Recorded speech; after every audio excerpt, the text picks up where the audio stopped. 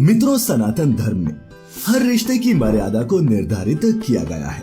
माता पिता का रिश्ता, माँ और पुत्र का रिश्ता, और पिता और पुत्री, ये कुछ ऐसे रिश्ते हैं जिनकी गरिमा बनाए रखना हर मनुष्य का कर्तव्य है। किंतु क्या आप जानते हैं कि पुराणों में हमें एक ऐसी घटना का वर्णन मिलता है जिसके अनुसार एक पिता ने अपनी ही पुत्री के साथ विवाह किया। तो आइए जानते हैं कौन थे वो पिता जिन्हें एक ज्ञानी ऋषि होते हुए भी अपनी ही पुत्री के साथ विषय भोग करना पड़ा, और इसके पीछे के क्या कारण थे। नमस्कार मित्रों, और स्वागत है आप सभी का द डिवाइन टेल्स पर एक बार फिर। मित्रों, ये कथा सप्त ऋषियों में से एक महर्षि अगस्त्य से जुड़ी हुई है।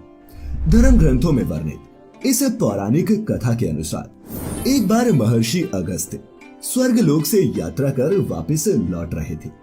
तभी उन्होंने रास्ते में एक पेड़ पर कुछ वृद्ध लोगों को उल्टा लटके हुए देखा। इस दृश्य को देखकर महर्षि अगस्त्य हैरान रह गए और उनके मन में ये जानने की जिज्ञासा उत्पन्न हुई कि आखिर ये लोग कौन हैं और किस कर्म के कारण ये उल्टा लटक रहे हैं। अपनी जिज्ञासा को शांत करने के उद्देश्य से महर्षि अगस्त्य उस पेड़ की ओर चल दिए और वहां पहुंचकर उन वृद्ध लोगों से पूछा, हे पुण्य आत्माओं, आप लोग कौन हैं और आपकी ये स्थिति किस पाप कर्म के कारण हुई है।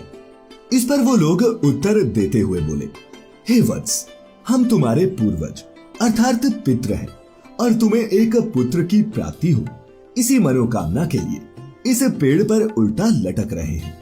यदि हमारी ये मनोकामना पूरी हो गई तो हम लोग इस कष्ट से भी मुक्त हो जाएंगे और हमारे पुण्य फलों में वृद्धि होगी।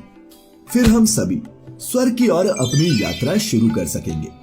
अपने पितरों के इस श्राप के बारे में सुनकर महर्षि अगस्त्य भी उन्हें मुक्ति देने हेतु पुत्र की प्राप्ति के लिए तैयार हो गए और बोले, हे पितृगण, आप सभी की मुक्ति के लिए मैं अवश्य ही एक पुत्र उत्पन्न करूंगा। और इतना कहकर वो वहां से अपने आश्रम की ओर चल दिए। अगले ही दिन से वो अपने लिए एक उचित जीवन संगिनी की खोज करने लगे, किंतु काफी खोजने के बाद भी उन्हें कोई ऐसी कन्या नहीं मिली जिसे वो अपनी अर्धांगिनी बना सके। फिर अंत में महर्षि अगस्त्य ने ये निश्चय किया कि वो स्वयं ही एक ऐसी कन्या की रचना करेंगे जो सुंदरता और बुद्धि में अपराजय हो। फिर उस कन्या की उत्पत्ति के लिए महर्षि अगस्त्य ने विभिन्न प्राणियों और वनस्पतियों के सबसे सुंदर अंगों और गुणों को एकत्रित करना शुरू किया।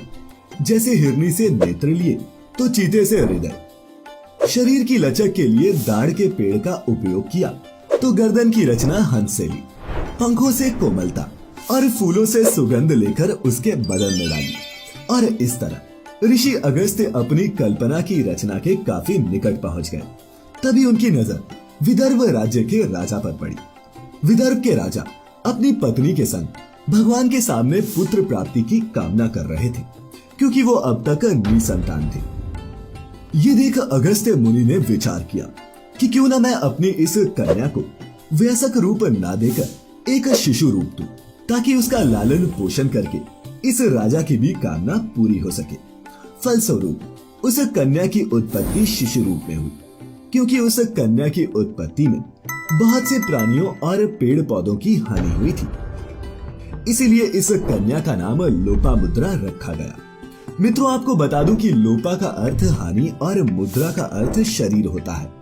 फिर समय बीतता गया और धीरे धीरे लोपामुद्रा बाल्यावस्था से वयस्क अवस्था में पहुंच गए। अब उनके पिता उनकी शादी के बारे में सोच ही रहे थे कि एक दिन उनके महल में ऋषि अगस्त्य आ गए। महर्षि को महल आया देख विदर्भ के राजा ने उन्हें प्रणाम किया और बैठने के लिए उचित आसन दिया। फिर पूछा, महर्षि कृपा कर बताएं कि आप यहाँ किस उद्देश्य से पधारे हैं। तब महर्षि अगस्त्य बोले, हे राजन, आपकी पुत्री का हाथ मैं अपने लिए मांगने आया हूँ। महर्षि की बातें सुनकर राजा और उनकी रानी दोनों ही अचंभित हो उठे और सोचने लगे कि हमने जिस पुत्री को इतने राजसी सुखों के साथ पाला पोसा है, उसे भला एक योगी को कैसे सौंप दे। लेकिन उनके मन में कहीं ना कहीं ये भय भी था कि अगर उन्होंने अगस्त्य मुनि के इस प्रस्ताव को ठुकरा दिया तो कहीं वो क्रोधित होकर उन्हें श्राप ना दे दे। इसी भय के चलते उन्होंने महर्षि अगस्त्य के विवाह के प्रस्ताव को स्वीकार कर लिया और फिर धूमधाम से महर्षि अगस्त्य और लोपामुद्रा का विवाह संपन्न हुआ। विवाह के बाद महर्षि अगस्त्य लोपामुद्रा को लेकर अपने आश्रम वापस लौट गए। वहां पहुंचकर महर्षि लोपामुद्रा से बोले, हे सुंदरी, अभी तक तुमने अपने जीवन भर सिर्फ राजसी सुखों को देखा है, किंतु अब तुम्हें इन सब सुखों को त्यागना होगा। और यही नहीं, जो कीमती वस्त्र और आभूषण तुम महल से लेकर आई हो, उनका भी त्याग करना होगा और एक ऋषिका की तरह ही अपना जीवन व्यतीत करना होगा। लोपामुद्रा ने भी वैसा ही किया और अपने पति के ही समान वो भी व्रत और आचरण का पालन करने लगी। दोनों ही एक दूसरे से बहुत ही प्रेम और आदर रखते। महर्षि अपनी तपस्या में लीन रहते तो लोपामुद्रा अपनी पति की सेवा में। एक दिन लोपामुद्रा आश्रम के निकट ही एक नदी में स्नान कर रही थी। तभी अगस्त्य मुनि की दृष्टि लोपा पर पड़ी। उस क्षण लोपामुद्रा साक्षात देवी रति प्रतीत हो रही थी। उनकी सुंदरता से मोहित ऋषि ने कामातुर होकर उनके सामने विषय भोग होने की इच्छा प्रकट की। तब लोपामुद्रा ने कहा, हे स्वामी, निसंदेह आपने मुझे इस इच्छा पूर्ति के लिए स्वीकार किया है, किंतु मेरा भी एक मनोरथ है कि मैं अपने पिता के घर जैसी शैया पर सोती थी वैसी ही शैया पर आपके साथ समागम करूं। तब महर्षि ने लोपामुद्रा से कहा, हे प्रिय, जिस धन और वैभव की बात तुम कर रही हो, उस वैभव का प्रबंध मेरे जैसा एक वनवासी कैसे करेगा। इस पर लोपामुद्रा महर्षि से कहने लगी, स्वामी, आप ऐसा क्यों कह रहे हैं?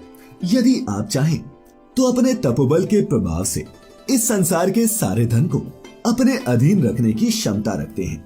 लेकिन अगस्त्य मुनि लोपामुद्रा की इन बातों पर आपत्ति जताते हुए बोले, प्रिय, ऐसा करने से मेरा तप क्षय होगा, इसीलिए कृपा कर तुम मेरे सामने कोई ऐसा मनोरथ व्यक्त करो जिससे कि मेरे तप का प्रभाव क्षीण न हो और तुम्हारा मनोरथ भी पूरा हो जाए।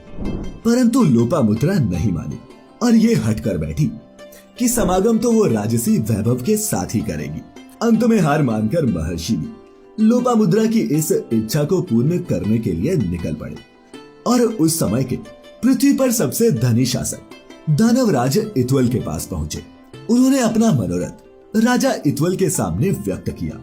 दानवराज इत्वल ने भी महर्षि को यथोचित दान दिया और अपने मनोरथ को पूरा होता देख लोपामुद्रा बहुत प्रसन्न हुई और महर्षि अगस्त्य के साथ सहर्ष समागम किया। मित्रों, इन दोनों के समागम से 7 वर्षों पश्चात एक पुत्री की उत्पत्ति हुई, जो आगे चलकर महान विद्वान दृढ़स्यु के नाम से विख्यात हुई। इसके बाद महर्षि अगस्त्य मुनि के पितरों को अपने श्राप से मुक्ति मिल गई और उन्होंने भी मनोवांछित लोक को पाया। और मित्रों, गरुड़ पुराण में भी बताया गया है कि पितरों को तभी मुक्ति मिलती है जब उसके पुत्र या पौत्र को संतान की प्राप्ति होती है। तो मित्रों, हम उम्मीद करते हैं कि महर्षि अगस्त्य मुनि की अपनी ही पुत्री के साथ विषय भोग करने की इस इच्छा के पीछे की पूरी कथा और असल कारण आपको समझ आ गया होगा। यदि आप इसी तरह की और भी पौराणिक कथाओं के बारे में जानना चाहते हैं तो जुड़े रहे द डिवाइन टेल्स परिवार के साथ। और आज की ये वीडियो आपको अच्छी लगी हो तो इसे लाइक और शेयर भी अवश्य करें। सभी तरह की धार्मिक वस्तुएं खरीदने के लिए आप जा सकते हैं shop.thedivinetales.com पर। 20% एक्स्ट्रा डिस्काउंट के लिए डिस्क्रिप्शन में दिए हुए लिंक पर क्लिक करें। तो मित्रों, फिलहाल आज के लिए बस इतना ही। अब इजाजत दें। आपका बहुत बहुत शुक्रिया।